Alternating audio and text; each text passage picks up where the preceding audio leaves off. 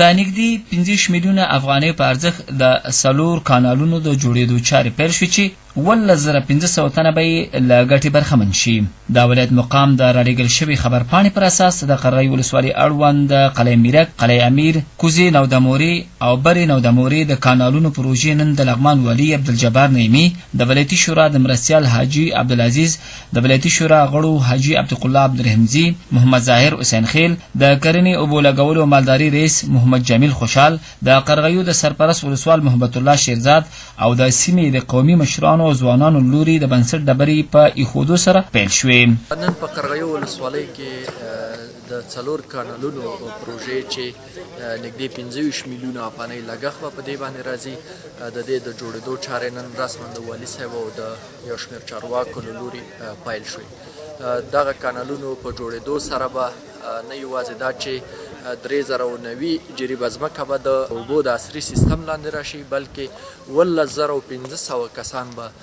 د دغه پروژې په جوړېدو سره د دې له ګټې برخمن شي. د کانالونو دغه 4 پروژې چې د کرنې، اوبو لګولو او مالدارۍ وزارت د انکشافي بودیجې پر مټ په کرونده کې د اوبو د تنظیم پروژې له لارې د 43 میلیونه 843,100 افغانۍ په لګښت جوړیږي. 11350 مترو په اوږدوالي، دواړو لورو ته پختکاری، 33 پلچکونو، د 20 عامه ګودرونو، 211 ورخونو او د اوبو د کنټرول د 14 دروازو جوړول پکې شامل دي چې په ټولو پروژو کې به سلګونه کسانو ته د کار زمینه برابر شي او سربیره پر دې 3090 جریبه هغه ځمکه چې وړاندې په عنعنوي شکل اوبه کېده په نوي او عصري سیستم تر اوبخور لاندې تنظیم شي. دا یا د پروژو د کار د پیل پر مهال لغمان والي عبدالجبار نعیمي په خپلو خبرو کې ویل چې دوی په دې هڅه کې دي څو په دې ولایت کې په بنیادي او ستراتیژیکه توګه د کرنې او مالدارۍ د پرمختګ او میکانیزه کولو او د کروندګرو د اقتصادي پیاوړتیا په خاطر کوم چې د ولایت مقام له لومړیتوبونو هم شمیرل کېږي په تدریجي توګه کوټلي ګامونه واخلي. ښاغلي نعیمي زیاته کړه چې د اوبخور په نوي او عصري سیستم دغه جوړېدونکې شبکې د کرنې د میکانیزه کولو په برخه کې د دوی د بنیادي پروګرامونو لړۍ ده چې په راتلونکي کې به هم دا لړۍ تعقیبېږي او د مرکز په ګډون په 15 ولسوالیو کې به د عملي تطبیق لپاره اقدام کوي څو د کرنې او مالدارۍ په برخه کې یو مثبت بدلون رامنځته شي. د دغو شبکو د جوړېدو له امله د کلیو اوسیدونکي او کروندګرو خوښ او له حکومت څخه د مننې ترڅنګ زیاتوي چې وړاندې به د اوبخور پر مهال له ډېرو ستونزو مشکلاتو سره مخ ول، ولې اوس به یې په راتلونکي کې دغه ستونزې حل او د اوبو د ضایع کېدو او مخنیوي ترڅنګ به په اوبخور کې هم له ډېرو اسانتیاو برخمن شي. د والي صاحب نه مننه کوو چې قرغۍ نه چې هر پروژې ته په خپله ځي او له خپله یې له نږدې نه ویني، دا خپله دا ثابتوي چې په لغمان کې امنیت ده، بیا خاصتا په قرغیو کې. زما اوله غوښتنه د خپلو ولسونو نه ده څنګه چې پروژې درته تطبیقېږي د پروژو نه ښه ساتنه وکړئ. که پروژې ونه ساتئ ورانېږي بیا یې موږ او تاسو څوک نه جوړوي.